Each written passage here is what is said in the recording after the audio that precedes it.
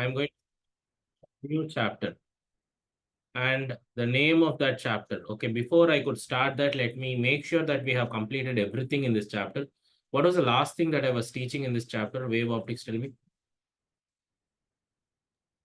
Malus law, sir. Malus law, polarization. Correct. So with Malus law, yes, this chapter is over. Correct. Let's continue. Take the heading as dual nature. Take the heading as dual nature. Can someone tell me what exactly is dual nature? Sir, both wave and particle, sir. Okay, so both wave and particle nature is the dual nature. So whose nature is that? எனக்கு புரியுது நீங்க என்ன சொல்றீங்கன்னா dual நேச்சர்னா ஒரு nature வந்து வேவும் இன்னொரு nature வந்து பார்ட்டிக்கலும். யாருடையது? Sir, for example, light கூட சொல்லலாம் sir. Light ஓட இதுல வந்துட்டு வேவாவும் போகும். At the same time proton சொல்லுவாங்க sir. Photon. Yes sir. Correct. So it's a wave nature of a particle and particle nature of a wave. இப்போ நான் உங்களுக்கு ஒரு விஷயம் சொல்லி கொடுத்துருந்தேன். இதுல உங்க வேவ் ஆப்டிக்ஸ் படிக்கும்பொழுது ஒரே ஒரு ஃபினாமினனை மட்டும் நம்மளால எக்ஸ்பிளைனே பண்ண முடியாது. வேவ் நேச்சர் ஆஃப் லைட்டை வச்சு அது என்ன ஃபினாமினன், மற்ற எல்லாத்தையுமே நம்மளால எக்ஸ்பிளைன் பண்ணிட முடியும். ஆனா ஒரு ஃபினாமினனை மட்டும் நம்மளால வேவ் நேச்சர் ஆஃப் லைட்டை வச்சு எக்ஸ்பிளைனே பண்ண முடியாது. ஸோ அது என்ன ஃபினாமினன் சொல்ல முடியுமா? ரீகால் பண்ணுங்க. நான் சாப்டரை ஸ்டார்ட் பண்ணுவதே அப்படிதான் ஸ்டார்ட் பண்ணேன். ஞாபகம் இல்லையா? சார் கொஸ்டின் கொடுத்து சொல்லுங்க. லைட்டுடைய வேவ் நேச்சரை வச்சு நம்மளால எல்லா ஃபினாமினனையும் படிச்சிட முடியும். ஆனா ஒரு ஃபினாமினனை தவிர அது என்ன ஃபினாமினன்னு கேட்குறேன்.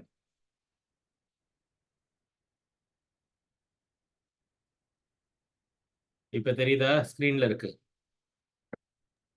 So correct.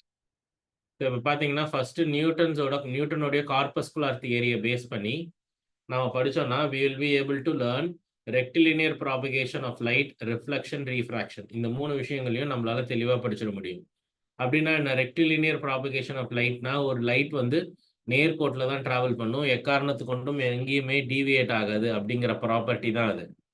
ஸோ நம்ம அந்த மாதிரி ஒரு வேவை கன்சிடர் பண்ணும்போது நம்மளால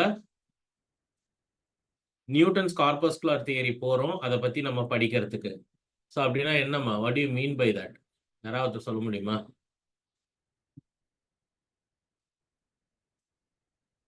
ஃபர்ஸ்ட் நியூட்டன்ஸ் கார்பஸ்குலர் தியரினா என்ன?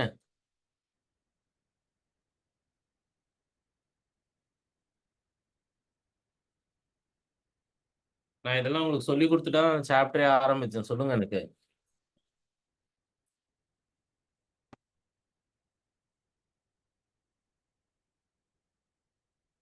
எல்மிமா, நியூட்டன்ஸ் கார்பஸ்குலர் தியரியை பொறுத்த வரைக்கும் லைட் வந்து ஒரு ஸ்ட்ரெயிட் லைன்ல தான் டிராவல் ஆகும், எக்காரணத்து கொண்டும் அது டீவியேட் ஆகாது அப்படின்னு சொன்னேன். ஸோ இப்போ அந்த தியரியை வச்சு நம்மளால ரிஃப்ளெக்ஷன் அண்ட் ரீஃப்ராக்ஷனை மட்டும்தான் படிக்க முடிஞ்சது. சரியா? அதுக்கப்புறம் இந்த எஃபெக்ட்ஸ் எல்லாம் என்னால் இந்த நேச்சர் ஆஃப் லைட்டை வச்சு ப்ரூவ் பண்ண முடியல. ஸோ அதனால ஹைகன் அப்படிங்கிற ஒரு சயின்டிஸ்ட் வந்து ஹீ கேவ் அன் அப்ரோச். என்ன அப்ரோச்னா லைட் இஸ் அ வேவ் அப்படின்னு சொன்னார். எப்படி வந்து ஒரு வாட்டர்ல வேவ் வந்து டிராவல் ஆகுதோ அதே மாதிரி ஒரு லைட் ரேவும் டிராவல் ஆகும் ஒரு வேவ் மாதிரி அப்படின்னு சொன்னாரு. அதுக்கப்புறம் அந்த வேவ் நேச்சரை பத்தி நம்ம டீட்டெயில்டா படிச்சோம். ஸோ அந்த வேவ் நேச்சரை பேஸ் பண்ணி என்னால் ரிஃப்ளெக்ஷன் ரீஃப்ராக்ஷனையும் எக்ஸ்பிளைன் பண்ண முடிஞ்சது. உன் கார்பஸ்குலர் தியரியால எக்ஸ்பிளைன் பண்ண முடியாத diffraction, interference, polarisation, double reflection, Doppler effect மாதிரியான விஷயங்களையும் என்னால் எக்ஸ்பிளைன் பண்ண முடிச்சது. என்ன எக்ஸ்பிளைன் பண்ண முடியல போன சாப்டர் வேவ் ஆப்டிக்ஸ்ல என்னால் என்ன படிக்க முடியலன்னு பார்த்தீங்கன்னா ஃபோட்டோ எலக்ட்ரிக் எஃபெக்ட். ஸோ இங்க இந்த சாப்டர்ல நம்ம ஃபோட்டோ எலக்ட்ரிக் எஃபெக்டை பற்றி தான் படிக்க போகிறோம். ஸோ இந்த ஃபோட்டோ எலக்ட்ரிக் எஃபெக்ட் எப்போ வந்து பாசிபிள், ஸோ இப்போ ஃபோட்டோ எலக்ட்ரிக் எஃபெக்ட்ல இருந்து நம்ம என்ன அவுட்கம் வருது அப்படிங்கிறத நம்ம தெரிஞ்சுக்க போகிறோம். ஆல்ரைட், இதுதான் டூயல் நேச்சர். ஸோ லைட்டை வந்து ஒரு பார்ட்டிக்கலாகவும் வேவாகவும் கன்சிடர் பண்றது மூலமா என்னால எல்லா எஃபெக்டையுமே எக்ஸ்பிளைன் பண்ண முடியும். வேவால வந்து ஃபர்ஸ்ட் இருக்கிற 9 எக்ஸ்பிளைன் பண்ணிட முடியும். அதோடைய பார்ட்டிக்கல் நேச்சர் 10ஆவதா இருக்கிற அந்த ஒரு போட்டோ எலக்ட்ரிக் எஃபெக்டை எக்ஸ்பிளைன் பண்ணிடும். சரியா? இதுதான் வந்து ஒரு லைட்டை பார்ட்டிக்கல் நேச்சரோட கன்சிடர் பண்றதுக்கான அட்வான்டேஜ். அது இல்லாம நிறைய அட்வான்டேஜஸ் இருக்கு. நம்ம அதை போக போக பார்ப்போம். ஸோ ஃபர்ஸ்ட் இந்த சாப்டருடைய பேரு டூயல் நேச்சர்னு இருக்கு. நான் சொன்ன மாதிரி ஸோ டூயல் நேச்சர்னா எப்போ ஒரு பார்ட்டிக்கல் வேவா பிஹேவ் பண்ணும், எப்போ ஒரு வேவ் பார்ட்டிக்கலா பிஹேவ் பண்ணுங்கிறது தான் நம்ம இங்க கம்ப்ளீட்டா இந்த சாப்டர் முழுக்க பார்க்க போறோம். புரிஞ்சுதா? First let's talk about wave nature of particle. நான் எப்பயுமே இந்த ஆர்டர்ல தான் போறது உண்டு.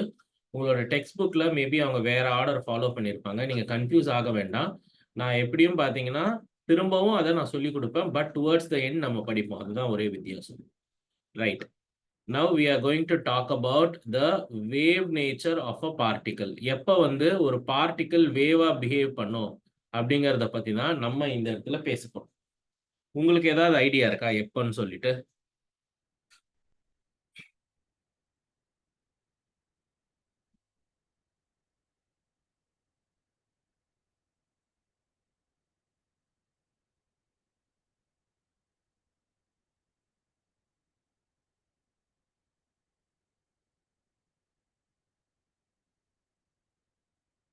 நான் சொல்ற ஒவ்வொரு விஷயத்தையுமே எல்லாருமே கவனமா ஃபாலோ பண்ணணும்.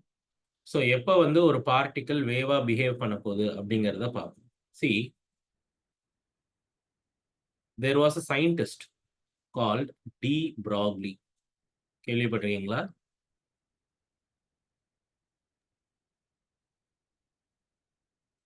ஸோ de Broglieங்கிறவர் வந்து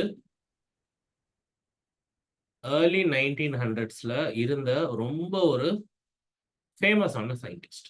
அவர் என்ன சொல்றாருன்னா, எப்பெல்லாம் ஒரு பார்ட்டிக்கல் விங்கிற வெலாசிட்டியோட மூவ் ஆகுதோ அப்பெல்லாம் அந்த பார்ட்டிக்கல் வேவா பிஹேவ் பண்ண ஆரம்பிச்சிடும் அப்படின்னு சொல்றாரு. அதாவது m அப்படிங்கிற மாஸ் இருக்கிற ஒரு பார்ட்டிக்கல் விங்கிற வெலாசிட்டியோட மூவ் பண்ண ஆரம்பிச்சதுன்னா அந்த பார்ட்டிக்கல் லாம்டாங்கிற வேவ்லென்த் இருக்கிற வேவை எக்ஸிபிட் பண்ண ஆரம்பிச்சிடும். அதான் அதுக்கு அர்த்தம். அதுக்கு ஈக்குவேஷன் வந்து lambda is equal to h by m times v அப்படின்னு சொல்றாரு. இல்லைன்னா lambda is equal to h by p. P stands for the momentum அப்படின்னு சொல்றாரு. அதாவது எம்ன்ற மாஸ் இருக்கிற ஒரு பாடி விங்கிற வெலாசிட்டியோட மூவ் பண்ணுச்சுன்னா அந்த பார்ட்டிக்கல் வந்து லாம்டாங்கிற வேவ் லென்த்தை எக்ஸிபிட் பண்ண ஆரம்பிச்சிடும். இதை படிச்ச உடனே உங்களுக்கு ஏதாவது தோணுதா?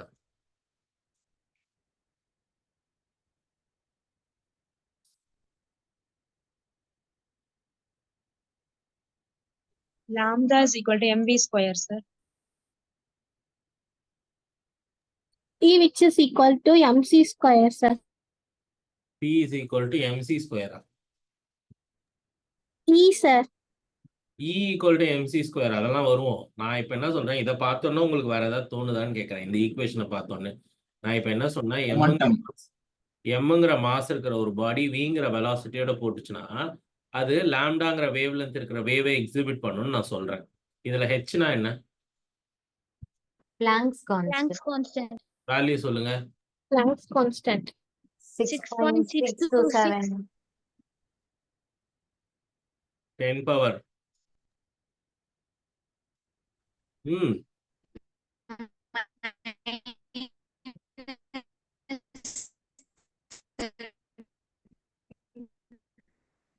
ஸோ இதுதான் ஒரு blanks கான்ஸ்டன்டோட value.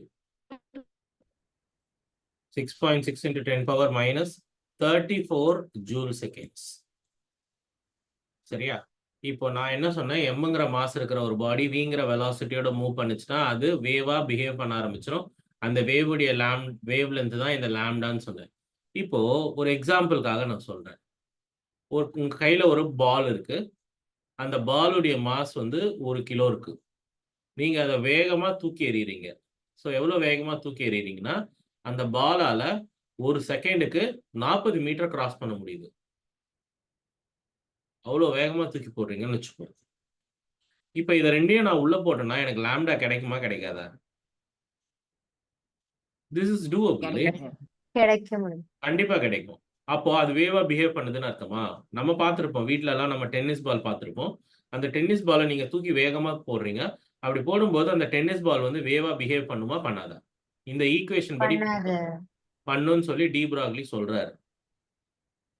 C lambda is equal to, இப்போ நியூமரேட்டர்ல வந்து இந்த வேல்யூ சப்ஸ்டிடியூட் பண்ணினா சம்திங் டைம்ஸ் 10⁻−34 வரும். கீழே டினாமினேட்டர்ல மாஸ் 1 kg, உன் வெலாசிட்டி வந்து தற்சமயத்துக்கு 40 வேண்டாம் 10ன்னு எடுத்துக்கலாம். ஸோ அப்போ கீழே வந்து ஒரு 10 இருக்கும். ஸோ அது மேலே போச்சுன்னா 10⁻−33 ஆக்கிடும். அப்போ உனக்கு வேவ் லென்த் கிடைக்குமா? ஆனா உனக்கு கிடைக்க போற வேவ் லென்த்துடைய லென்த் என்னன்னு பாத்தீங்களா? வேவ் லென்த்துடைய லென்த் என்ன? ரொம்ப கம்மியா இருக்கு. பயங்கர கம்மியா இருக்கு. 10⁻−35 மீட்டர்ஸ் தான். நம்ம எதிர்பார்க்கவே முடியாத அளவுக்கு கம்மியா இருக்கு. ஸோ வேவ் வரும்ன்றதுல எந்த விதமான குழப்பமுமே கிடையாது. ஆனா வரப்போற வேவுடைய வேவ் லென்த் வந்து நீங்க அனலைஸ் கூட பண்ண முடியாத அளவுக்கு சின்னதா இருக்கிறதுனால அதோட வேவ் நேச்சரை நீங்க எலிமினேட் பண்ணிட்டு அதோட பார்ட்டிகல் நேச்சரை மட்டும் கன்சிடர் பண்ணுவீங்க. So even the macroscopic bodies will exhibit wave nature, but unfortunately the waves are going to be very short. Okay, considerably very short.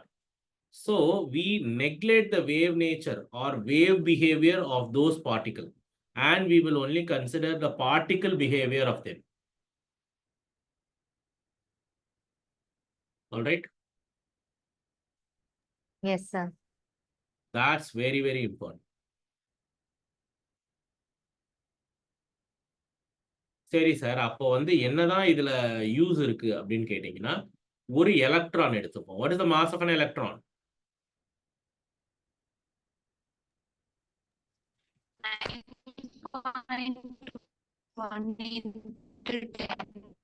Into 10⁻−31. So வெலாசிட்டின்னும் பொழுது 10⁸ மீட்டர்ஸ் பர் செகண்ட் ஸ்பீட்ல போக முடியும்னு வச்சுக்கலாம். எலக்ட்ரானால இந்த ஸ்பீட்ல போக முடியும் கண்டிப்பா. ஸோ இப்போ இது ரெண்டையும் தூக்கி நான் அதுக்குள்ள போட்டேன்னா என்ன ஆகும் தெரியுமா? ஒரு நியூமரேட்டர்ல ஒரு 10⁻−34 வரும். ஸோ டினாமினேட்டர்ல வந்து ஒரு 10⁻−31 இருக்கு. அது போக ஒரு 10⁻+8 இருக்கு. கால்குலேட் பண்ணா உன்னுடைய 10 பவர் மட்டும் எனக்கு ஃபர்ஸ்ட் என்னன்னு சொல்லுங்க.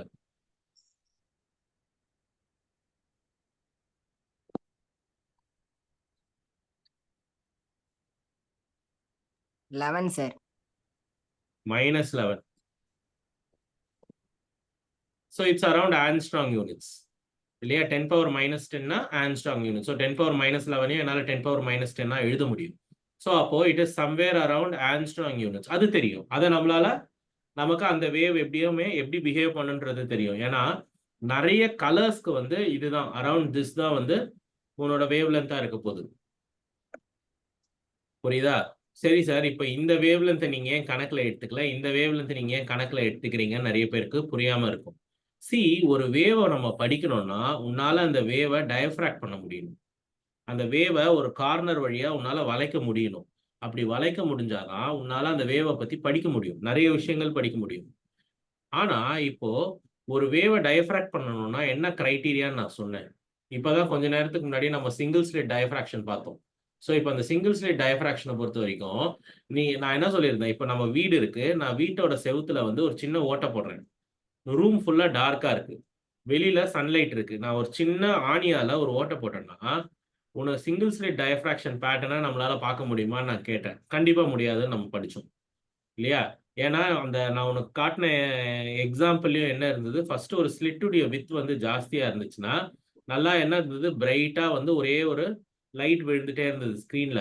ஆனா நான் அந்த ஸ்லிட்டோடைய வித்தை குறைக்க குறைக்க குறைக்க குறைக்க குறைக்க குறைக்க என்ன ஆச்சு, அந்த பேட்டர்ன் ஃபார்ம் ஆக ஆரம்பிச்சுது. புரியுதா? அந்த பேட்டர்ன் ஃபார்ம் ஆக ஆரம்பிக்கும். என்ன பேட்டர்ன்? சென்டர்ல வந்து ரொம்ப பிரைட்டாகவும் அதுக்கு ரெண்டு பக்கமும் டார்க் ஃப்ரிஞ்சஸ், அதுக்கப்புறம் followed by alternative bright fringes form ஆக ஆரம்பிச்சது இல்லையா?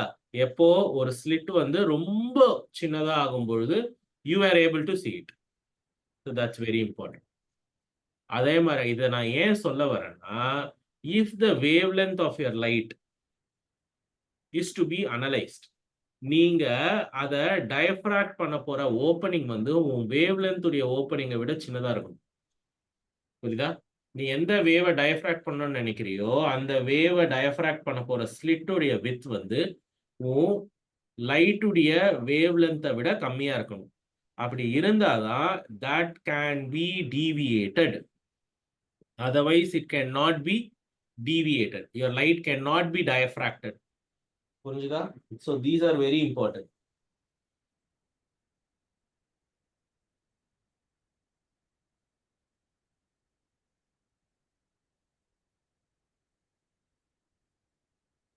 புரிஞ்சுதாமா?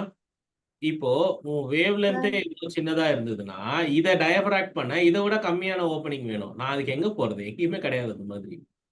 ஸோ அதனால இதை ரூல் அவுட் பண்ணிடுவேன். ஆனா இங்க பாத்தீங்கன்னா இது பாசிபிள். இந்த வேவ்லென்த்தை விட கம்மியான ஓப்பனிங்கை என்னால கிரியேட் பண்ணிட முடியும்.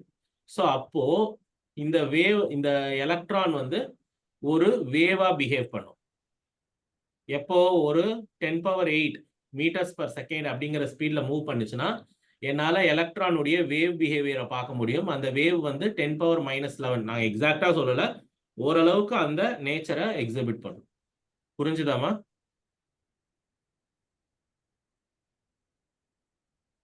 நான் சொல்ல வர்றது புரியுதா? சார் கண்டிஷன் ஃபார் டைஃப்ராக்ஷன் மட்டும் திரும்பி சொல்லுங்க. கண்டிஷன் ஆஃப் டயஃப்ராக்ஷன்னா நீங்க ஒரு குறிப்பிட்ட வேவை டயஃப்ராக்ட் பண்ணணும்னு நினைச்சிட்டீங்கன்னா அதுக்காக நீங்க யூஸ் பண்ற ஸ்லிட்டுடைய ஓப்பனிங் உன் வேவ் லென்த்தை விட கம்மியா இருக்கும். அது ஏன் சார் அப்படி? அது ஏன்னா அது அப்பதான் அந்த டயஃப்ராக்ஷன் பேட்டர்னை என்னால பார்க்க முடியும். இப்போ நான் உனக்கு ஒரு எக்ஸாம்பிள் காட்டினேன். சிங்கிள் ஸ்லிட் சொல்லி கொடுக்கும்போது நான் ஒரு வீடியோ பிளே பண்ண ஞாபகம் இருக்கா? ஃபர்ஸ்ட் பாத்தீங்கன்னா நடுவுல பிரைட்டா இருக்கும். ஸோ அது வழியா லைட் வந்துன்னு தான் இருக்குது. ஆனா அதோட ஓப்பனிங் ஜாஸ்தியா இருக்கிறதுனால நிறைய லைட் உள்ள வந்துட்டே இருக்கு. நீ அந்த ஓப்பனிங்கை கம்மி பண்ண என்ன ஆகும்னா ஒரு பாயிண்ட்ல அந்த லைட்டே வந்து என்ன ஆக ஆரம்பிச்சிருது, ஆல்டர்னேட்டிவ் பிரைட் அண்ட் டார்க் ஃப்ரிஞ்சஸா பிரிய ஆரம்பிச்சிருது. சென்டர் வந்து நல்லா டார்க்கா பிரைட்டா இருக்கும். அதுக்கப்புறம் அதோடைய எட்ஜஸ்ல டார்க் ஃப்ரிஞ்சஸ் வர ஆரம்பிச்சிடும். So that's how it works. Okay.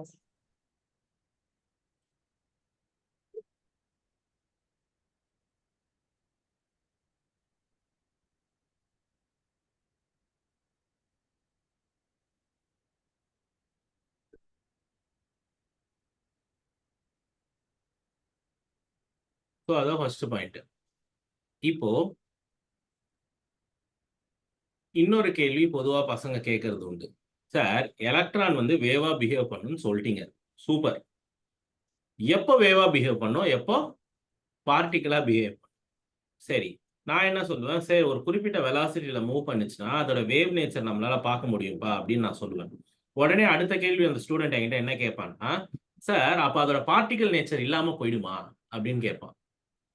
யாராவது இதுக்கான எக்ஸ்பிளனேஷனை கொடுக்க முடியுமா? இல்ல உங்களுக்கும் இதே டவுட் இருக்கா? பாருங்க, இதுதான் கேள்வி. ஸோ நான் சொல்லிட்டேன், ஒரு எலக்ட்ரான் வந்து ஒரு குறிப்பிட்ட ஸ்பீட்ல போகும்போது வேவா பிஹேவ் பண்ண ஆரம்பிச்சிடும். அந்த வேவுடைய வேவ் லென்த் எல்லாமே நான் சொல்லிட்டேன். ஸோ அப்படி இருக்கும்பொழுது அதோட பார்ட்டிகல் நேச்சர் என்ன ஆச்சு? கூடவே அதுவும் இருக்கா, இல்ல காணாம போயிடுச்சா? இருக்கு சார். இருக்கு. அப்ப ஏன் கண்ணு தெரியும்? கண்டிஷன்ஸ்ல மட்டும்தான் நம்ம வந்து வேவ் நேச்சர் பார்ட்டிகல் நேச்சர் பார்க்க முடியும். ஓகே, ஸோ இப்போ இந்த இடத்துல நான் இன்னொரு முக்கியமான விஷயத்த நான் பாயிண்ட் அவுட் பண்ணணும்னு நினைக்கிறேன். சரியா? நான் இன்னொரு ரொம்ப முக்கியமான விஷயத்த நான் எக்ஸாக்டா பாயிண்ட் அவுட் பண்ணணும்னு நான் நினைக்கிறேன். கவனமா பாருங்க. சி, ரெண்டுமே அந்த எலக்ட்ரானுக்கு அட் அ டைம்ல இருக்கும். அதுக்கு பார்ட்டிகல் நேச்சரும் இருக்கும், வேவ் நேச்சரும் இருக்கும். அதுல எந்த குழப்பமுமே கிடையாது. பட் என்ன ஒரு முக்கியமான விஷயம்னா நம்ம அதை எப்படி பார்க்கறோங்கிறது முக்கியம். இப்ப நீ அதோட பார்ட்டிகல் நேச்சரை தெரிஞ்சுக்கிற எக்ஸ்பெரிமெண்ட் பண்ணினா அது அதோட பார்ட்டிகல் நேச்சரை உனக்கு காட்டும். நீ அதோட வேவ் நேச்சரை கண்டுபிடிக்கிறதுக்கான எக்ஸ்பெரிமெண்ட் பண்ணினா அது உன்னோட வேவ் நேச்சரை காட்டும். அதோட பார்ட்டிகல் நேச்சரையும் வேவ் நேச்சரையும் அட் அ டைம்ல நம்மளால பார்க்க முடியாது. நீ ஒரே நேரத்துல ரெண்டையும் பார்க்கணும்னு நினைச்சினா பாசிபிள் இல்லை. ஏன்னா இதை பார்க்க ட்ரை பண்ணினா அது போயிடும், அதை பார்க்க ட்ரை பண்ணினா இது போயிடும். சார் ரெண்டுமே பார்க்கக்கூடிய எக்ஸ்பெரிமெண்ட் ஏதாவது பெர்ஃபார்ம் பண்ண முடியாது. அது ஏன்னா உங்களோட கெமிஸ்ட்ரியில நீங்க ஹைன்சன்பர்க்ஸ் அன்சர்டனிட்டி பிரின்சிபல்னு ஒன்று படிச்சிருக்கீங்களா? Yes sir. என்ன sir. சொல்லும்? Yes, sir. பொசிஷனும் வெலாசிட்டியும் நம்ம வந்து சர்டனா பண்ண முடியாது, டிட்டர்மைன் பண்ண முடியாது. பொசிஷனையும் மொமெண்டமையும் ஒரே நேரத்துல அக்யூரேட்டா கால்குலேட் பண்ண முடியாது. சரியா? நீ எந்த அளவுக்கு உன் பொசிஷன் அக்யூரேட்டா கால்குலேட் பண்ணணும்னு நினைக்கிறியோ உன் மொமெண்டம் கைவிட்டு போயிடும். இதே நீ மொமெண்டம் அக்யூரேட்டா கால்குலேட் பண்ணணும்னு நினைச்சுன்னா உன் பொசிஷன் கைவிட்டு போயிடும். அதே கதை தான் இங்கேயும். இப்படி ஒரு வேவ் இருக்குன்னா இது ஒரு எலக்ட்ரான், இது எலக்ட்ரான் கிரியேட் பண்ற வேவ்னு வச்சுக்கோயேன்.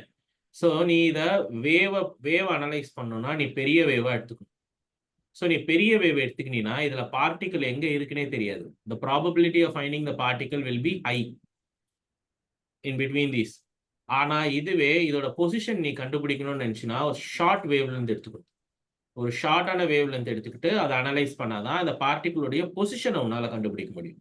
ஸோ அதோடைய வேவ் நேச்சரை படிக்கணும்னா நீ லென்த் பெருசா வேவ் ரொம்ப லென்த்தான வேவ் எடுத்துக்கணும். அதே பார்ட்டிகல் நேச்சரை பத்தி படிக்கணும்னா ரொம்ப சின்ன கன்ஃபைன்டு ஸ்பேஸ் எடுத்துக்கிட்டாதான் அதோட பார்ட்டிக்கலை நம்ம பொசிஷனை என்னால் லொக்கேட் பண்ண முடியும். ஸோ பார்த்தீங்கன்னா அப்போ அந்த வேவ் லென்த்தோடைய லென்த்தை நான் குறைச்சிட்டனாலே அதோட வேவ் நேச்சர் என் கைவிட்டு போயிடும். சரியா? இதே நான் பெரிய ஸ்பேஸாக எடுத்துட்டேன்னா அதோட பொசிஷன் என் கைவிட்டு போயிடும். இது அன்சர்டனிட்டி பிரின்சிபல். இதுவும் வயலேட் ஆகக்கூடாது. புரிஞ்சுதா? Yes sir. இன்னொரு எக்ஸ்பெரிமெண்ட் சொல்றோம், டீடைல்டா பேசும்.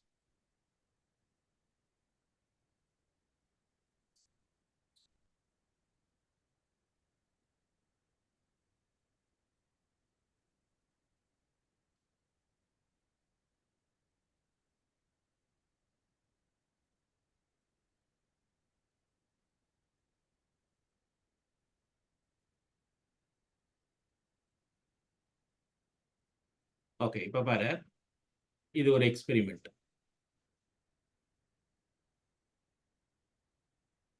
We have a double slit.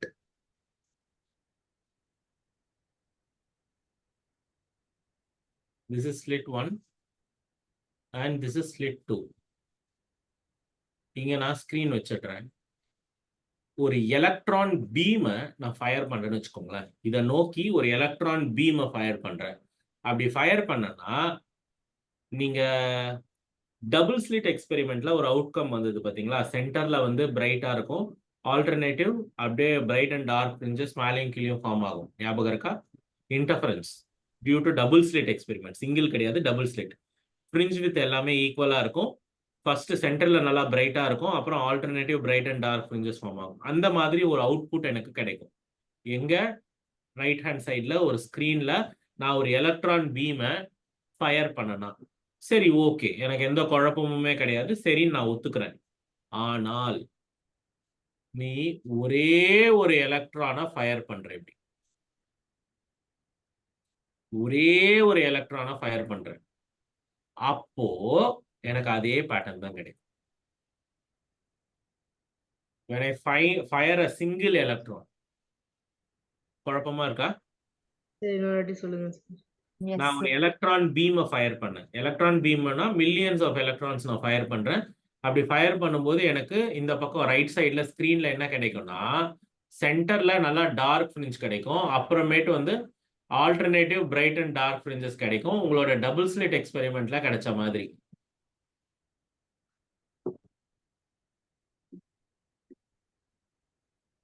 Okay, so this is centre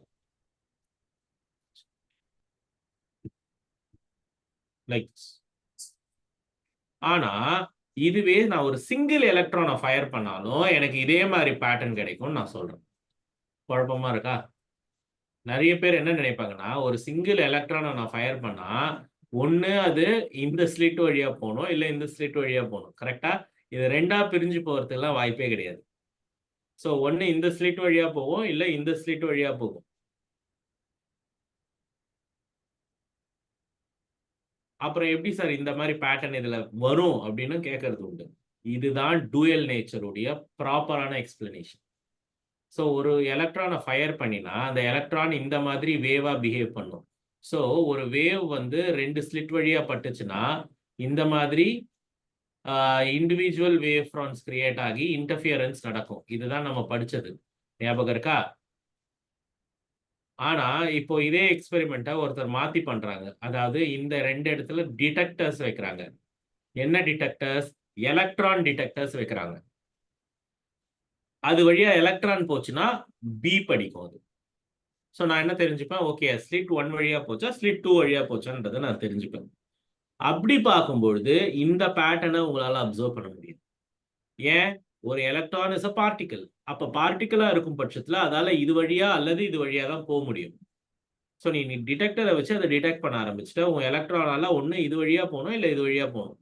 2 வழியாவும் ஒரே நேரத்தில் அதால போக முடியாது. ஸோ அப்படி இருக்கும் பட்சத்தில் இதோடைய பார்ட்டிக்கல் நேச்சர் அதை வெளிப்படுத்தும். இதோட வேவ் நேச்சர் வெளிப்பட்டாதான் இந்த ஃப்ரிஞ்சஸ் உங்களால பார்க்க முடியும். பார்ட்டிக்கல் நேச்சர் வெளிப்பட்டதுன்னா யூ கேனாட் see it. எப்போ எது நடக்கும் சார்? எப்ப எது நடக்கும்னா அதை நீ தான் முடிவு பண்ணும். அதோட பார்ட்டிக்கல் நேச்சரை பார்க்கணும்னு நீ முடிவு பண்ணனா அது மட்டும்தான் உன் கண்ணுக்கு தெரியும். அதோட வேவ் நேச்சரை நீ பார்க்கணும்னு முடிவு பண்ணி அந்த எக்ஸ்பெரிமெண்ட் பண்ணினா அது வேவ் நேச்சரை காட்டும். இல்ல நான் அதோட பார்ட்டிக்கல் நேச்சரை தெரிஞ்சுக்கணும் நீ அது சம்பந்தப்பட்ட எக்ஸ்பெரிமெண்ட் பண்ணினா அது பார்ட்டிக்கல் நேச்சரை காட்டும். ரெண்டையும் ஒரே நேரத்துல பார்க்க முடியாது. Clear? Very very powerful statement. So இது நீங்க புரிஞ்சுக்கணும். ஏன்னா குவாண்டம் மெக்கானிக்ஸ் உடைய பேஸ். சார் டிடெக்டர் வச்சா என்ன ஆகும்னு ஒரு வாட்டி சொல்ல முடியும்? டிடெக்டர் வச்சீங்கன்னா நீ அதோட பார்ட்டிக்கல் நேச்சரை கண்டுபிடிக்க ட்ரை பண்ற, அதோட பொசிஷனை கண்டுபிடிக்க ட்ரை பண்ற. ஒன்னு இது பீப் ஆகணும், இல்ல இது பீப் ஆகணும். ரெண்டுத்துல ஏதாவது ஒண்ணுதான் நடக்கும். கரெக்டா? லாஜிக் படி இது பீப் ஆகணும், இல்ல இது பீப் ஆகணும். இது ரெண்டுத்துல ஏதாவது ஒண்ணுதான் நடக்கும். So you are trying to determine the position of your electron accurately. அப்போ உன்னோட வேவ் நேச்சர் கைவிட்டு போயிடும்.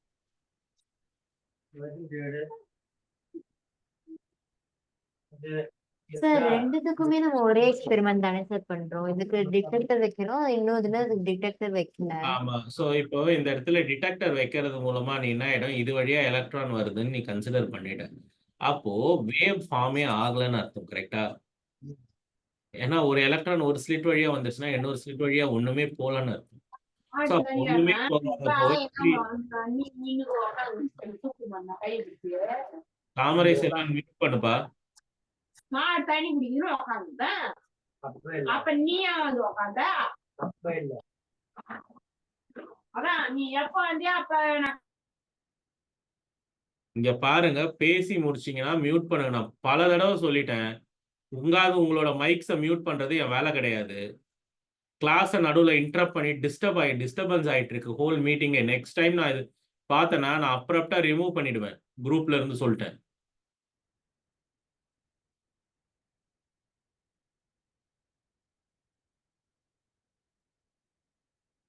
லிசன். ஸோ இப்போ ஒரு எலக்ட்ரான் பீம் வந்ததுன்னா அந்த எலக்ட்ரான் பீம்ல இருந்து ஒரு எலக்ட்ரான் ஒரு சிங்கிள் எலக்ட்ரான் வந்ததுன்னா அந்த எலக்ட்ரான் ஒன்று இந்த ஸ்லிட் வழியா போகும், இல்லை இந்த ஸ்லிட் வழியா போகும். ஸோ அப்படி போகும் பட்சத்தில் என்ன நடக்கும்னா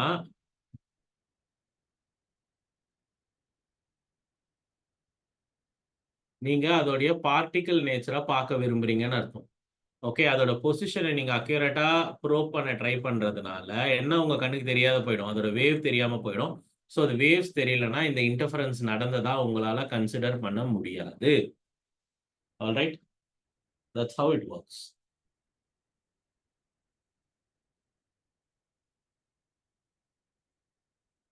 சார் இப்போ அந்த எலக்ட்ரான் வந்து நம்ம அந்த டிடெக்டர் வைக்காம இருக்கோம்னா ரெண்டு ஸ்லிட் வழியாவும் போய் நமக்கு ஃப்ரிஞ்ச் எஃபெக்ட் காட்டுறதுனால நமக்கு வேவ் லென்த். இப்போ 2 டிடெக்டர் வைக்கலன்னா என்ன ஆகும், நீ ஒரு எலக்ட்ரான் பீமா கன்சிடர் பண்ணுவ. சிங்கிள் எலக்ட்ரானா வருது, அந்த எலக்ட்ரான் என்ன பண்ணும், இந்த இடத்துல வேவ் நேச்சரா காட்டும். இல்லைன்னா வெயிட் பண்ணுங்க, நான் ஒரு அனிமேஷன் உங்களுக்கு காட்டுறேனே, புரியும். கொஞ்சம் வெயிட் பண்ணுங்க, நான் சர்ச் பண்ணி காட்டுறேன்.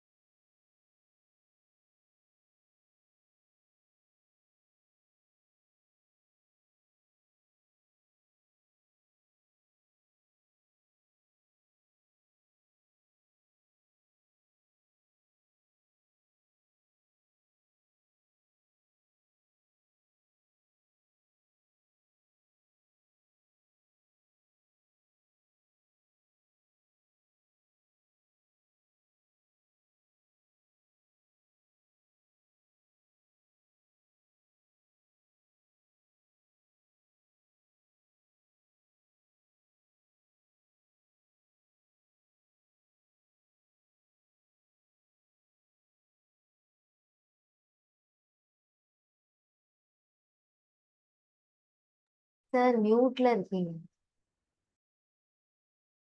ஓ சாரிம்மா, மியூட்ல இருக்கா? Yes sir. ஓகே. ஸோ இப்போ இந்த டபுள் ஸ்லிட் எக்ஸ்பெரிமெண்ட்டை பாருங்க. அங்கே 2 ஓப்பனிங் இருக்கு. அவங்க வந்து ஒரு கன்ல இருந்து டாட்ஸை ஃபயர் பண்றாங்க. ஸோ அப்படி ஃபயர் பண்ணா லாஜிக்கா நீங்களும் நானும் என்ன நினைப்போம்னா, இது 2 வழியா அது போயிட்டு இங்க செட்டில் ஆயிட்டு எனக்கு 2 லைன் தெரியணும் அப்படிங்கிறது தான் நாம நினைப்போம் இந்த மாதிரி.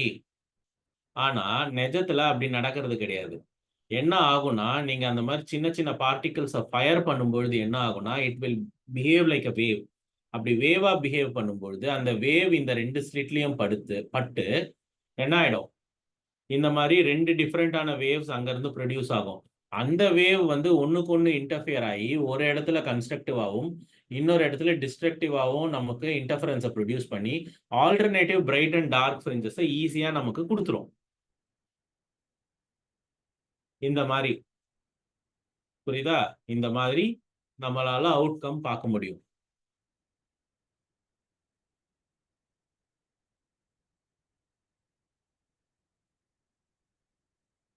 ஸோ இப்ப பாருங்க, 1 ப்ரொடியூஸ் ஆகுது, இது 2ஆ பிரிஞ்சு இதுக்குள்ள போகுதுன்னு வச்சுக்கோ.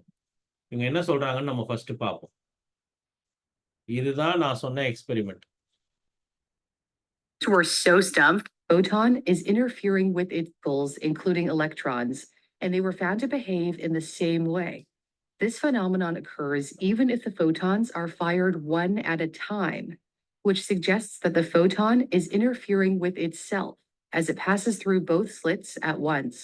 Physicists were so stumped that they decided to observe which slit the particle went through. And that's when things get really weird. When scientists used a measuring device. என்ன ஆச்சு, இவங்க வந்து ஃபோட்டான்னு சொல்றாங்க, நான் எலக்ட்ரான்னு சொல்றேன். ரெண்டுத்துலயும் ஒரே விஷயம் தான் நடக்கும், அதனால நீங்க குழப்பிக்க வேண்டாம். ஸோ ஒரு ஃபோட்டானை ஃபயர் பண்ணும்போது என்ன ஆச்சுன்னா அதே இன்டர்ஃபரன்ஸ் பேட்டர்ன் உங்களுக்கு கிடைக்குதான்.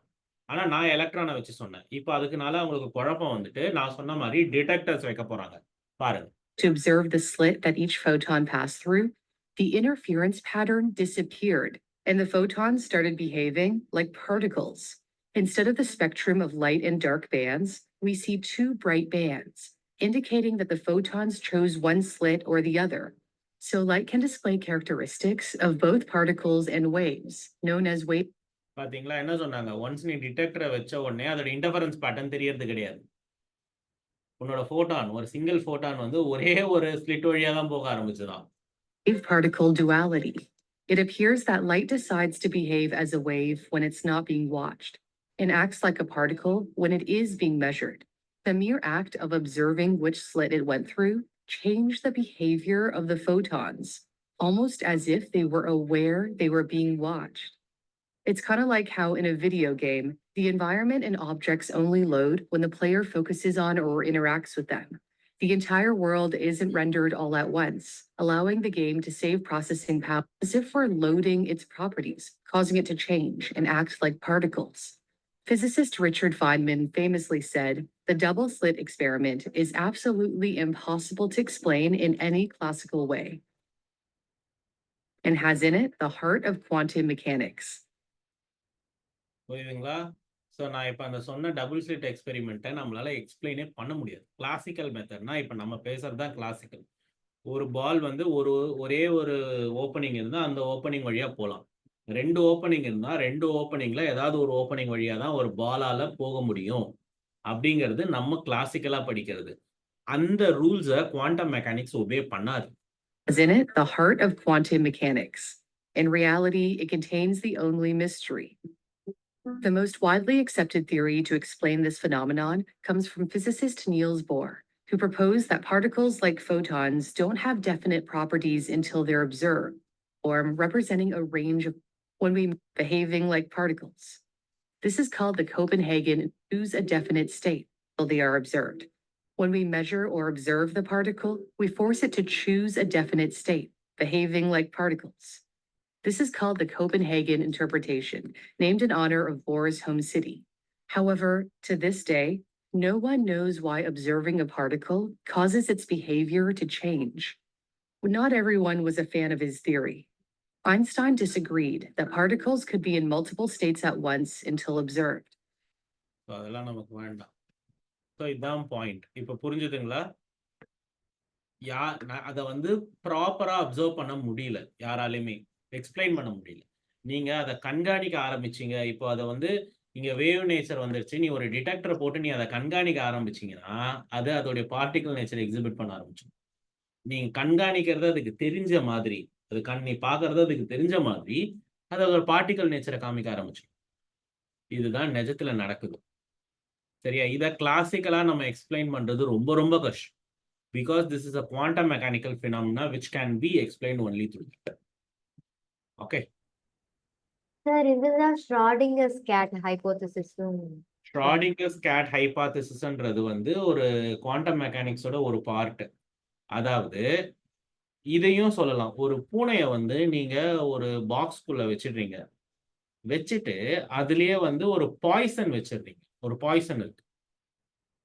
ஸோ பூனை அதை சாப்பிட்டு இருந்தா அது இறந்துட்டு இருக்கும்.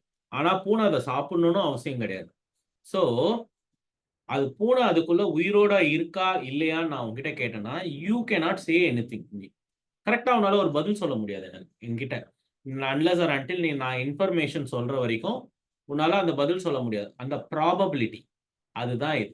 இப்போ நான் என்ன சொன்னேன், ஒரு வேவ் பொசிஷனை பார்க்கணும் அப்படின்னு நினைச்சேன்னா நீ ஷார்ட்டான வேவ் எடுத்து, ஒரு ஷார்ட்டான wave எடுத்தாதான் the possibility of finding the particle in it will be more, the probability is more. உன்னால அக்யூரேட்டா அதோட பொசிஷனை ப்ரோப் பண்ண முடியும். ஸோ இப்போ நீ அதோட பொசிஷனை ப்ரோப் பண்ண ட்ரை பண்ணிட்டீங்கன்னா அதோடைய மொமெண்டம் லூஸ் ஆயிடும். You will start losing the momentum of it.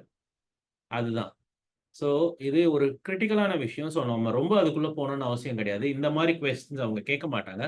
உங்ககிட்ட கேட்குற உங்களுக்கு புரியணுன்றதுக்காக நான் இவ்வளோ டீட்டெயில்டாக இந்த இதை எக்ஸ்பிளைன் பண்ணுறேன். ஏன் தெரியுமா? மாடர்ன் ஃபிசிக்ஸோடைய பேஸ் இது. ஒரு குவாண்டம் மெக்கானிக்ஸோடைய பேஸ் இங்கேருந்து தான் ஸ்டார்ட் ஆகுது.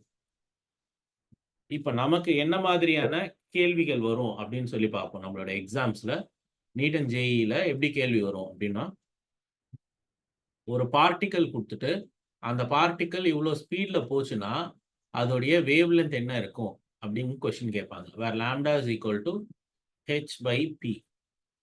So p is the momentum. So h by m into v. Otherwise h by momentum நான் எப்படி எழுதுவேன், root of 2 into m into k. K stands for the kinetic energy of a particle. So இந்த base பண்ணி உங்களால wave லென்த்தை எப்படி வேணாலும் describe பண்ண முடியும்.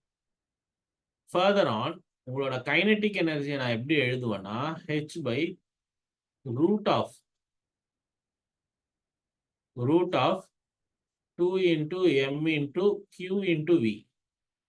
That's how your wavelength is written, where v stands for the potential. பொட்டன்ஷியல்னா நான் ரெண்டு பிளேட் எடுத்துக்கிட்டு இப்படி இந்த ரெண்டு பிளேட்டுக்கு நடுவில் நான் ஒரு பேட்டரியை கனெக்ட் பண்ணுறேன். இப்படி பேட்டரியை கனெக்ட் பண்ணிட்டேன்னா வச்சுக்கோங்களேன், இந்த இடத்துல ஒரு சார்ஜ்டு பார்ட்டிக்கலை வைக்கிறேன்.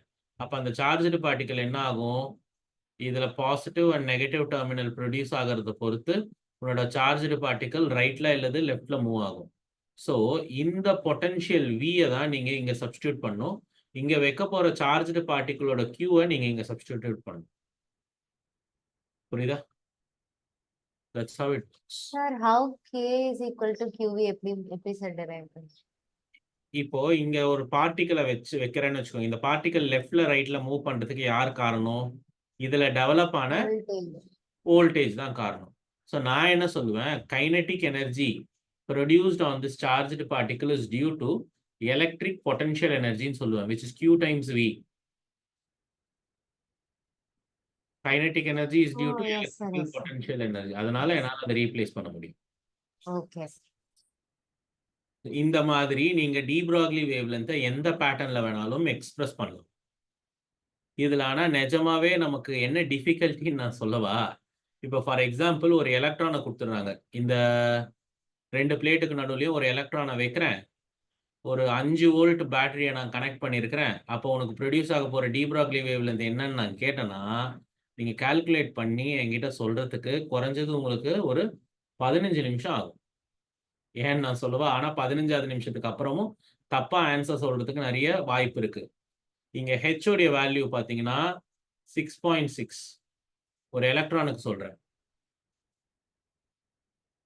ஹெச்சோட வேல்யூ வந்து 6.6 into 10⁻−34 ஒன்றும் ஒரு எலக்ட்ரானுடைய மாஸ்க்கு வந்து ஒரு 9.1 into 10⁻−31 போடணும். சார்ஜ் ஆஃப் த எலக்ட்ரானுக்கு 10⁻−19 கூலும்ஸ் போடணும். ஸோ நம்ம பேட்டரியை கனெக்ட் பண்ணி இதெல்லாம் பண்ணோம்னு வச்சுக்கோங்களேன், என்ன ஆயிடும், ரூட்டுக்குள்ள வேற இருக்கு இதெல்லாம் சேர்ந்து.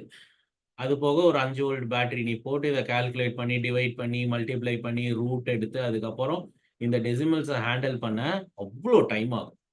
அதனால நான் உங்களுக்கு ஒரு ஷார்ட்கட் சொல்லி கொடுக்க போறேன். என்ன ஷார்ட்கட்னா, நான் கவனிக்கிறேன் இந்த வேல்யூஸ் எப்பயுமே எனக்கு கான்ஸ்டன்டா இருக்க போகுது. இப்போ நான் எலக்ட்ரான்னு சொல்லிட்டேன்னா எலக்ட்ரானோட மாஸ் ஃபிக்ஸ்ட், எலக்ட்ரானுடைய சார்ஜ் ஃபிக்ஸ்ட், பிளாங்க்ஸ் கான்ஸ்டன்ட்டும் ஃபிக்ஸ்ட். அப்படி இருக்கும் பட்சத்தில் என்னால இதை ரெடிமேடா கால்குலேட் பண்ணி வச்சிட முடியும். கரெக்டா? இதை நான் ரெடிமேடா கால்குலேட் பண்ணி வச்சிருவோம். For example lambda E is the wavelength of an electron. So wavelength of an electron நான் சொல்லிட்டேன்னா நான் ரெடிமேடா கால்குலேட் பண்ணா 12.27 வரும் ஆம்ஸ்ட்ராங் யூனிட்ஸோட.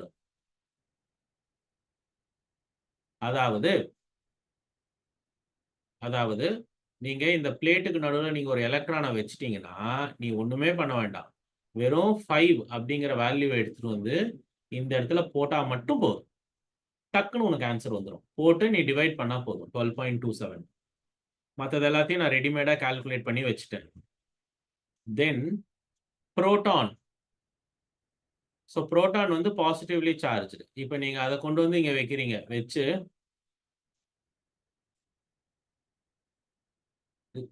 போடுங்க பார்க்கலாம் என்ன வரும். எலக்ட்ரானுக்கும் புரோட்டானுக்கும் என்ன வித்தியாசம்? சார்ஜ்ல எந்த மாற்றமும் கிடையாது, மாஸ் மட்டும்தான் சேஞ்ச். ஸோ அதை ரீகால்குலேட் பண்ணனா 0.286 by √v.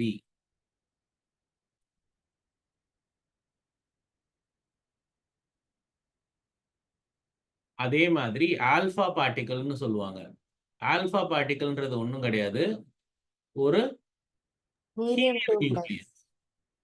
ஹீலியம் நியூக்ளியஸ் தான் ஆல்பா பார்ட்டிகலும். ஸோ அதையும் வந்து என்னால் இதுக்கு நடுவில் வைக்க முடியும். அப்படி வச்சேன்னா this will also produce wave length. எவ்வளோ வேவ் லென்த்னா 0.101 by √v ஆங்ஸ்ட்ராங் யூனிட்ஸ். அடுத்தது டியூட்டரான். டியூட்டரான்னா 1H2 equal to 0.202 by √v angstrom units. போட்டிங்கன்னா உங்களுக்கு ஆன்சர் டக்குன்னு வரும். ஃபர்ஸ்ட் இதை நோட் பண்ணிக்கோங்க.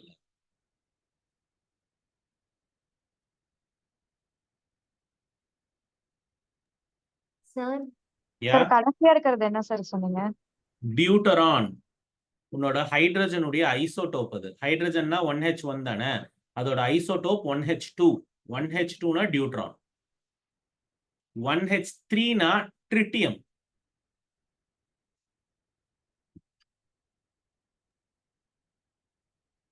சார் சார் பொட்டன்ஷியல் எனர்ஜி தானே சார் QVன்னு சொல்லுங்க. எலக்ட்ரிக் பொட்டன்ஷியல் எனர்ஜினா QV. அப்போ கைனடிக் எனர்ஜி எப்படி சார் QV? அந்த எலக்ட்ரிக்கல் பொட்டன்ஷியல் எனர்ஜி காரணமா உன்னோட சார்ஜ் மூவ் ஆச்சு. ஒரு சார்ஜ் மூவ் ஆகுறதுனால அதுக்கு கைனடிக் எனர்ஜி கிடைச்சது. ஸோ ஒரு எலக்ட்ரிக்கல் பொட்டன்ஷியல் எனர்ஜி தான் அந்த பார்ட்டிகளோட கைனடிக் எனர்ஜி வர்றதுக்கு காரணம். ஸோ அதை ரெண்டையும் நான் ஈக்குவல் பண்ணேன். Okay sir. Sir lambda alpha அப்படின்றது எதோடைய வேவ்லென்த் சார்?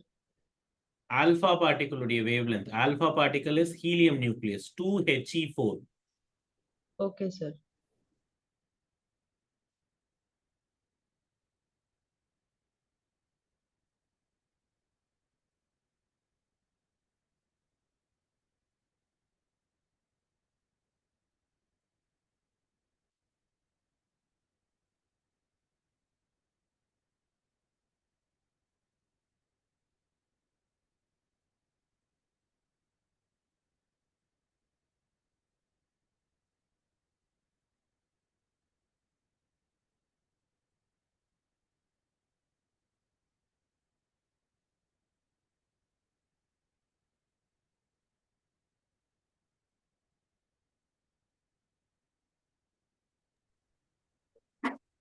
சார் லாம்டா பீனா சார்? Lambda B. டீயா? Lambda B is equal to 0.286 போடுறீங்க.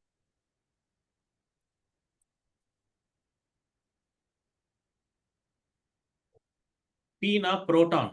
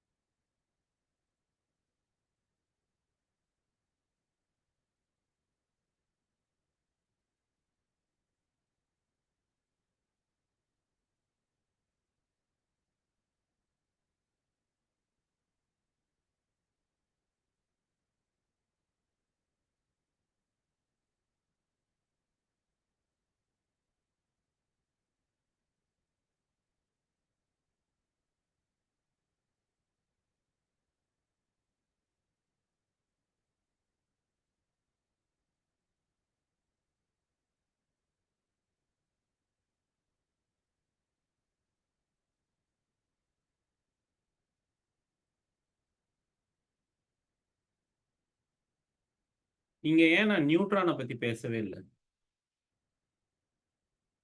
நியூட்ரானுக்கு சார்ஜே இல்ல சார். நியூட்ரானுக்கு சார்ஜே இல்லை. ஸோ அதை நான் அந்த பிளேட்டுக்கு நடுவில் வச்சாலும் அது நகராது. ஆனா அதுவே நியூட்ரானுக்கு ஹீட்டை கொடுத்தனா நகரும். If you are going to provide heat energy to the neutron, your neutron will also move. அதை தெர்மல் நியூட்ரான்ஸ் அப்படின்னு சொல்லுவோம். எப்படி நம்ம வந்து ஒரு சார்ஜ்டு பார்ட்டிக்கலை பிளேட்ஸ்க்கு நடுவில் வச்சு அந்த இது மூவ் ஆகுமோ, இப்போ நியூட்ரான்ஸை வந்து நம்ம ஒரு ஹீட் எனர்ஜி கொடுத்தோம்னா அது மூவ் ஆகும்.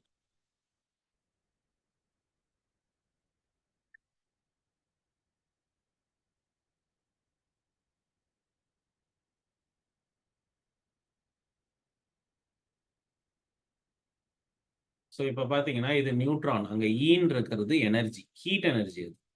ஸோ நீங்கள் எவ்வளோ ஹீட் எனர்ஜி கொடுக்குறீங்கிறத அங்கே சப்ஸ்டிடியூட் பண்ணிங்கன்னா போகிறோம், உங்களுக்கு ஆன்சர் நேரடியாக கிடைக்கும்.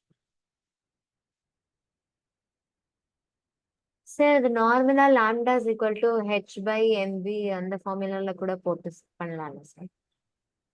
h/m. v. ஓகே, அதுல இருந்து வந்தது தான் இந்த எனர்ஜி. இங்க கைனெட்டிக் எனர்ஜின்னு போட்டிருக்கேன்ல, அதுக்கு பதில் எனர்ஜி இ இது. ஓகே, இந்த ரூட்லாம் போடாமலே அந்த முன்னாடி ஃபார்முலா வச்சு கண்டுபிடிச்சிடலாம் சார் நியூட்ரான். எப்படி கண்டுபிடிப்பீங்க?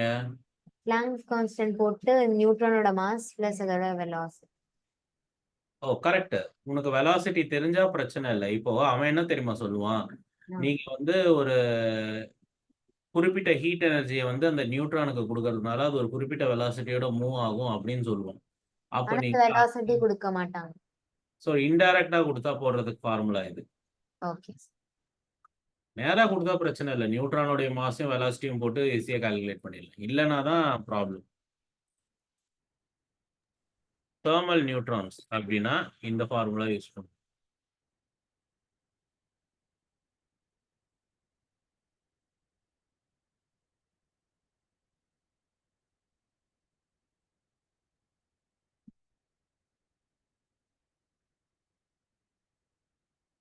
சார் இந்த ஃபர்ஸ்ட் ஃபார்முலாக்கும் செகண்ட் ஃபார்முலாக்கும் என்ன வித்தியாசம் சார்? இந்த ஹீட், இந்த எனர்ஜியை எலக்ட்ரான் வோல்ட்ஸ்ல நீ போடுற. எலக்ட்ரான் வோல்ட்ஸ்லனா நீ எலக்ட்ரிக்கல் எனர்ஜி கொடுத்து ஹீட் எனர்ஜி ப்ரொடியூஸ் பண்ணியிருக்காங்க இங்க. ஆனா இங்க நேரடியா டெம்பரேச்சர் கொடுத்துருக்காங்க. புரியுதா? இதுதான் இதுக்கு வித்தியாசம். எலக்ட்ரிக்கல் எனர்ஜி கொடுத்து அது மூலமா ஹீட் எனர்ஜி ப்ரொடியூஸ் பண்ணதுனால மூவ் ஆனது ஃபர்ஸ்ட் கேஸ். ரெண்டாவது கேஸ்ல நீ வெறும் டெம்பரேச்சர் மட்டும் கொடுக்குறாங்க. Okay sir.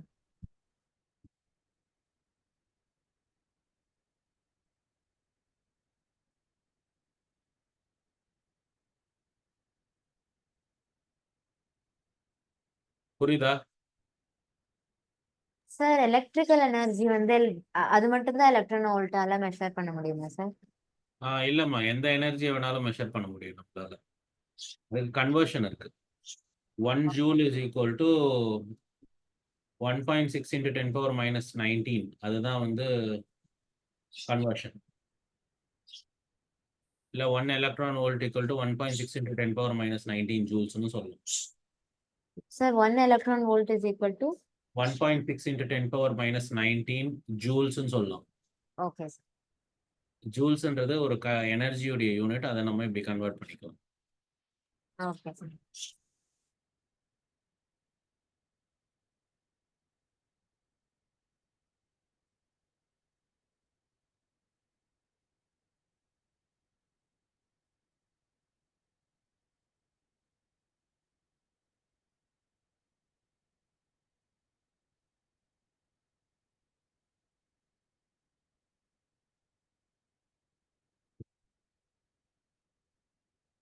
சார் ஒரு நிமிஷம் இந்த ப்ரீவியஸ் ஸ்லைட் காட்ட முடியுமா?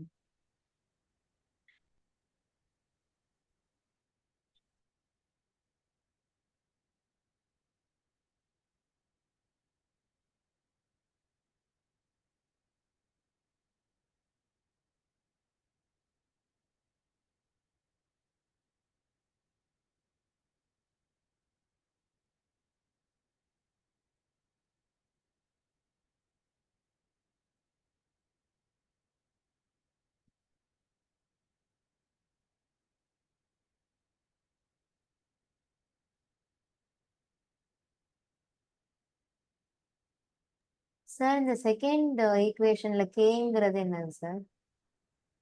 Boltzmann constant. 11th படிச்சிருக்கீங்க, ஞாபகம் இருக்கா? இல்ல சார். கண்டிப்பா படிச்சிருப்பீங்க. 11th அது படிக்காம வந்திருக்கவே முடியாது. கைனடிக் தியரி ஆஃப் கேஸஸ்ல வரும் இது. Yes sir. 380. Okay sir.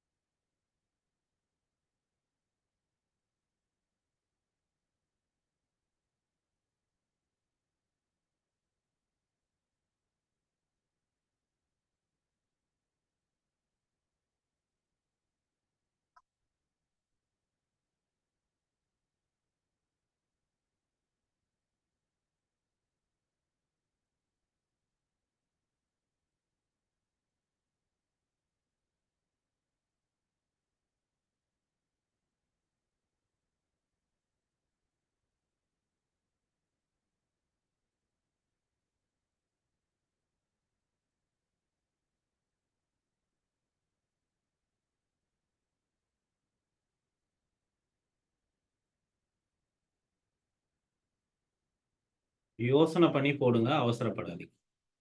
ஆப்ஷன்ஸை பாரு, அந்த மாதிரி ஆன்சரை வர வைக்கணும். ஸோ யோசனை பண்ணி போடுங்க.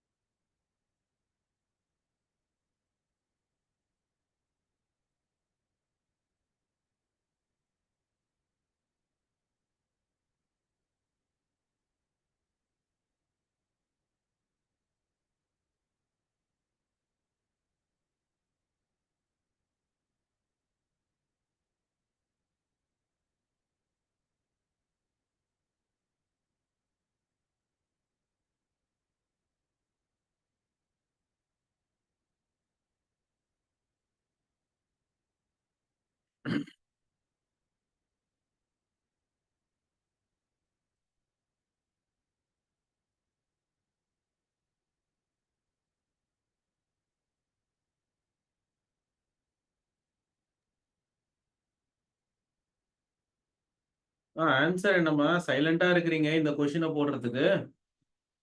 எந்த ரெண்டை கம்பேர் பண்ண சொல்லியிருக்காங்க? நீங்க என்ன அந்த எந்த ஃபார்முலால போட்டுட்டு இருக்கீங்க இத? See, proton and an alpha particle is accelerated through same potential. ரெண்டுத்துக்குமே ஒரே பொட்டன்ஷியல்ல தான் ஆக்சிலரேட் பண்றாங்க. So de Broglie wavelength associated with proton எவ்வளோனா 5200 ஆம்ஸ்ட்ராங். அப்போ என்னன்னு கேக்குறாங்க. So இந்த மாதிரி ரெண்டு கொடுத்துட்டாங்கன்னா நம்ம வேலை ஈஸியா போயிடும். What is the formula? Lambda is equal to h by root of 2 into m into q into v. இல்லையா? இதுதான். Where lambda is directly proportional to என்ன வரும்? 1 divided by m into q. கரெக்டா? Inside a root. So நான் என்ன பண்ண சொல்றேன் உங்களை? Lambda alpha divided by lambda proton is equal to root of mp qp divided by m alpha q alpha ன்னு போட்டுக்கலாம். So mass of the alpha is equal to 4 times the mass of the proton வரும்.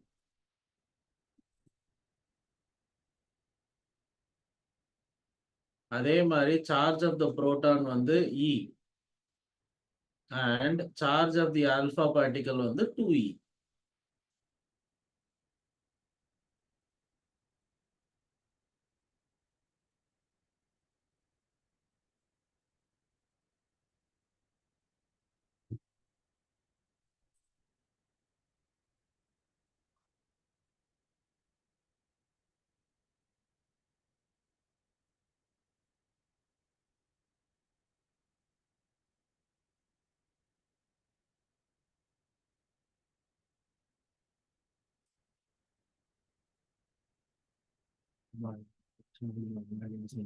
எனக்கு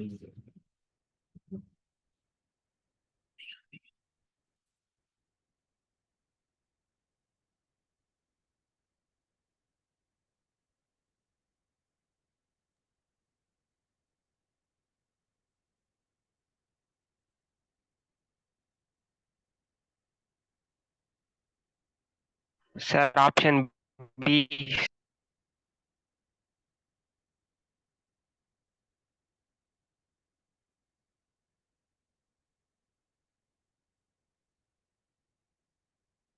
Yes.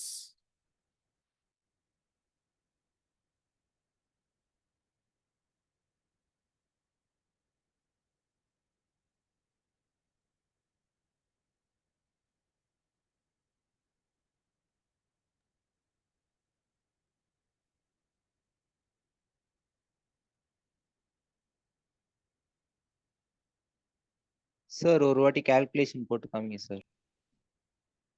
இது அப்படியே தூக்கி உள்ள போடுங்கம்மா.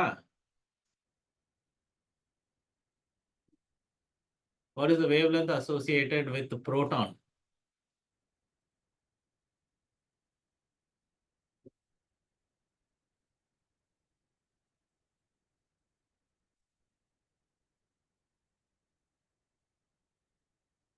So mass of the proton mp னே வெச்சுக்கோ, charge of the proton me ன்னு வெச்சுக்கோ.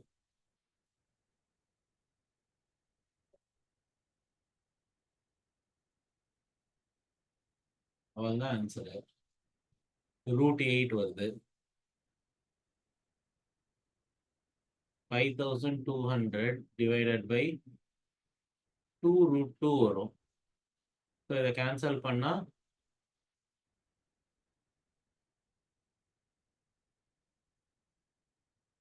2600 by √2. ஆனா அதை நான் என்ன எழுதுவேன்னா 1300 into 2 divided by √2 போடுவேன். இது √2 மாறிடும். மாறிச்சுன்னா ஆன்சர்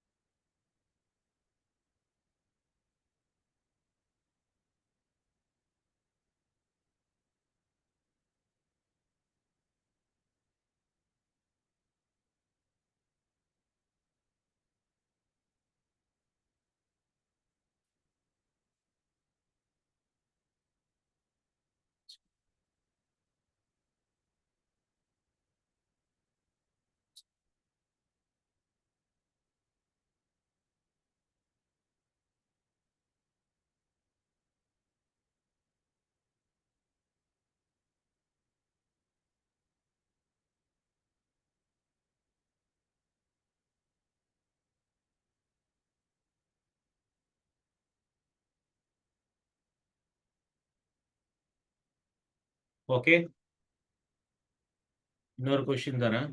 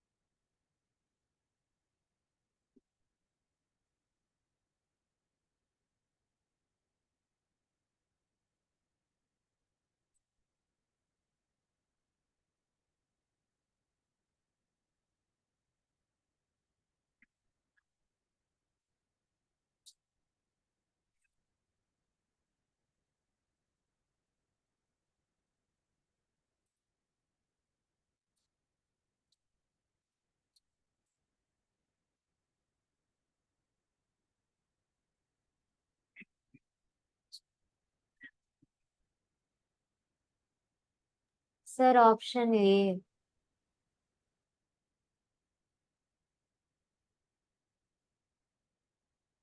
எப்படி ஆப்ஷன் ஏ?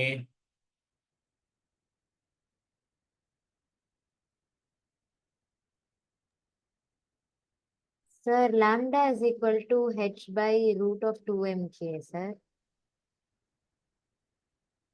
இல்லம்மா, மாத்தி போடுங்க.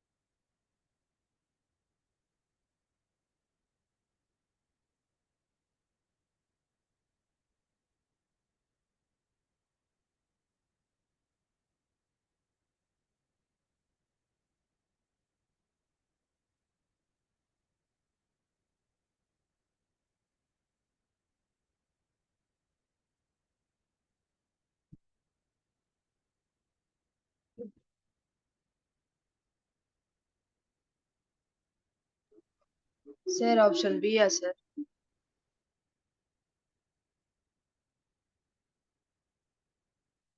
ஆப்ஷன் பியும் கிடையாதுமா. ஸோ இப்போ எனக்கு முதல்ல இதை சொல்லுங்க. 16 டைம்ஸ் இன்க்ரீஸ் ஆயிருக்கு. The kinetic energy of the particle is increased 16 times, 16 மடங்கு அதிகமாயிருக்கு. அப்போ உன்னோட டி ப்ராக்லி வேவ் லென்த் எத்தனை மடங்கு மாறும்? இன்க்ரீஸ் ஆகுமா டிக்ரீஸ் ஆகுமா அப்படின்னு கேட்டிருக்காங்க. டிக்ரீஸ். கண்டிப்பா டிக்ரீஸ் தான். அப்போ உன்னோட ஆன்சர் வந்து பியும் இல்லை டியும் இல்லை. அதான் நல்லா ஃபர்ஸ்ட் முடிவு பண்ணிடணும். அதுக்கப்புறம் lambda is directly proportional to 1 by kinetic energy.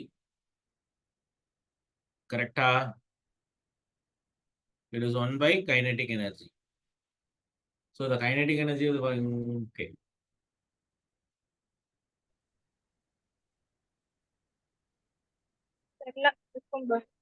அங்க இருக்கும். அது stable. கல்யாணி மியூட் பண்ணுமா மைக்க. ஸோ இப்போ பார்த்தீங்கன்னா உன்னோட வேவ் லென்த்ல என்ன மாதிரி சேஞ்சஸ் வந்திருக்கு அப்படின்னு சொல்லி பார்க்கலாமா? ஸோ இங்க 16 டைம்ஸ் இன்க்ரீஸ் ஆயிருக்கு இல்லையா? இப்போ புது வேவ் லென்த் பார்த்தீங்கன்னா டைரக்ட்லி ப்ரொபோர்ஷனல் டு 1 பை பிரைம்னு எடுத்துப்போம், equal to directly proportional to root of 16k. So lambda prime is equal to is directly proportional to 1/4k root k. 4 times drop ஆயிடுச்சு. So percentage drop கண்டுபிடிக்கணும். லாம்டாவா இருந்தது lambda by 4 ஆயிடுச்சு இப்போ. Okay, so இந்த இடத்துல லாம்டான்னு இருக்குன்னு வச்சுக்கோமே.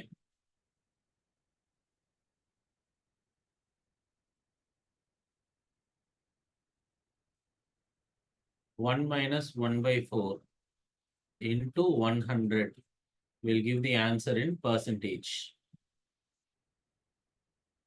So 4 minus 1 என்ன 3/4 into 100. So cancel பண்ணனா 75.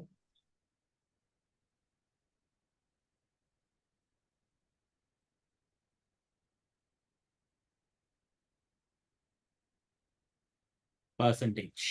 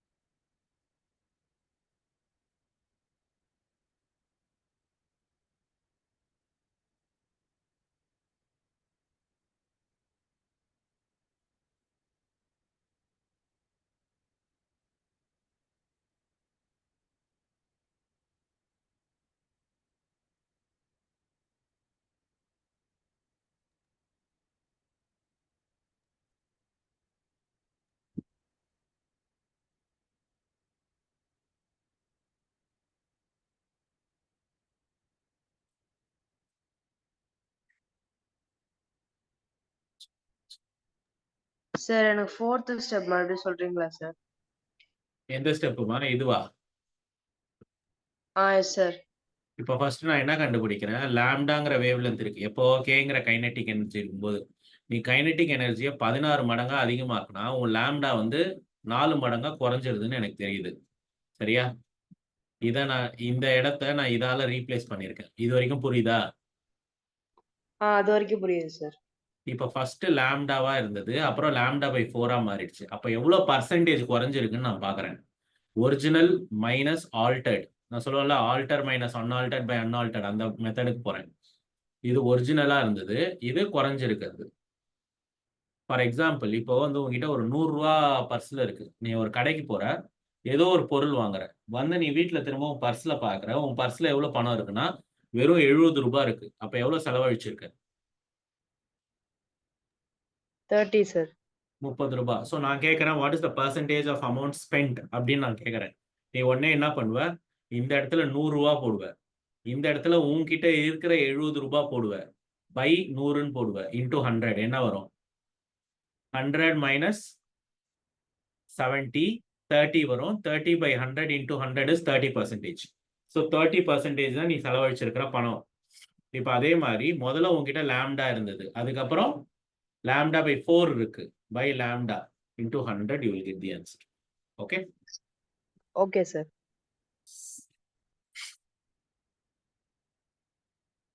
ஸோ இந்த மாதிரி கொஸ்டின்ஸ் இருக்கு. நெக்ஸ்ட் கிளாஸ் வரும்பொழுது நம்ம பார்ட்டிகல் நேச்சர் ஆஃப் வேவ் பத்தி படிப்போம். Okay, so I just stop here டுடேமா. Thank you. Thank you, sir. Thank you, sir. Yes, Thank you, sir. Thank you. Thank you, sir. Thank you. Thank you, sir. Yeah.